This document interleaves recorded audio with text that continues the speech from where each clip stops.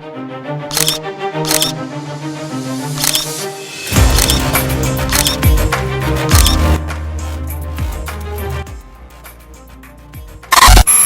आप देख रहे हैं न्यूज फॉर नेशन और मैं स्वाति पांडे आपके साथ।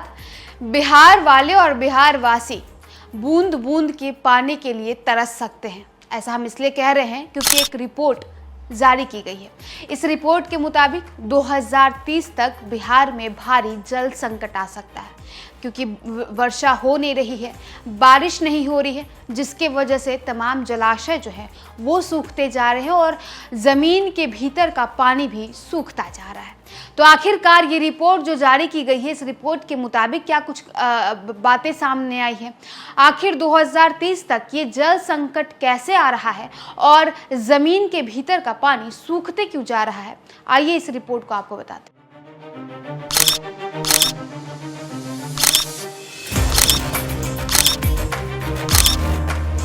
बिहार के अधिकतर हिस्से, खासकर राज्य के दक्षिणी जिलों को 2030 तक गंभीर जल संकट का सामना करना पड़ सकता है।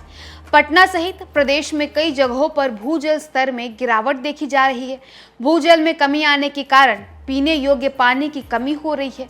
बिहार को कभी जल संसाधनों से भरपूर माना जाता था, लेकिन उत्तर बिहार के दरभंगा जैसे जिलों में भी भूजल स्तर में कमी देखी जा रही है।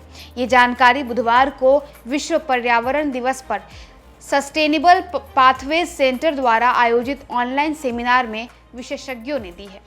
बिहार राष्ट्र प्रदूषण नियंत्रण बोर्ड के पूर्व अध्यक्ष सह महावीर कैंसर संस्थान एवं अनुसंधान केंद्र के शोध प्रमुख डॉक्टर अशोक घोष ने कहा कि हालिया अध्ययनों के अनुसार बिहार में 2030 तक जल संकट की संभावना है। दक्षिण बिहार के जिले इससे ज्यादा प्रभावित होंगे। उन्होंने जल संकट को रोकने के लिए नेट जीरो उत्सर्जन को प्राप्त करने के लिए सहायक सरकारी नीतियां, सक्रिय सार्वजनिक भागीदारी और वैज्ञानिक अनुसंधान पर बल दिया है। दरअसल पटना मौसम विज्ञान केंद्र के वैज्ञानिक आशीष कुमार ने जलवायु परिवर्तन की मानवीय लागत पर प्रकाश डाला, जिसमें हीट वेव और बिजली गिरने से होने वाली मौतें शामिल हैं। पिछले 3 वर्षों में बिजली गिरने से 1500 लोगों की मौत हो गई है। हिमालय की तलहटी में बसे मधुबनी, पूर्णिया और किशनगंज सहित उत्तर बिहार के जिलों में भी हीट वेव देखी जा रही है।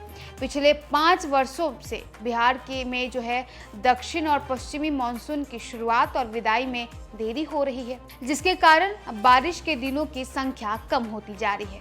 70% संक्रामक रोगों के लिए जल प्रदूषण जिम्मेदार। डॉक्टर दिवाकर तेजस्वी बताते हैं कि पीने योग्य पानी में कमी आने के कारण संक्रामक रोग फैल रहे हैं, यानी जो फंगस डिजीज होती हैं वो फैल रही हैं। विश्व स्वास्थ्य संगठन की रिपोर्ट के अनुसार विकासशील देशों में 70 संक्रामक रोगों के लिए पहले से ही जल प्रदूषण जिम्मेदार है।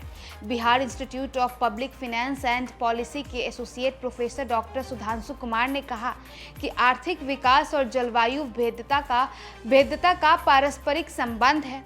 जीविका के प्रोग्राम मैनेजर अमित कुमार बताते हैं कि जीविका ग्रामीण महिलाओं को बिजली से खाने पकाने का प्रशिक्षण और आजीविका सृजन के लिए अक्षय ऊर्जा को बढ़ावा दे रही है। तो देखिए, जिस तरीके से बिहार में मानसून की कमी हो गई है, बिहार में बारिश की कमी हो गई है, इसके वजह से बिहार का दक्षिण पश्चिमी जो भाग है, अधिकतर इस भाग में जल संकट आ सकता है। और ये रिपोर्ट जारी किया गया है पर्यावरण दिवस के दिन, और इस रिपोर्ट में ये कहा गया है कि 2030 तक बिहार में भारी जल संकट आ सकता है। फिलहाल इस वीडियो में बस इतना ही। आप देखते रहिए न्यूज़ फॉर नेशन।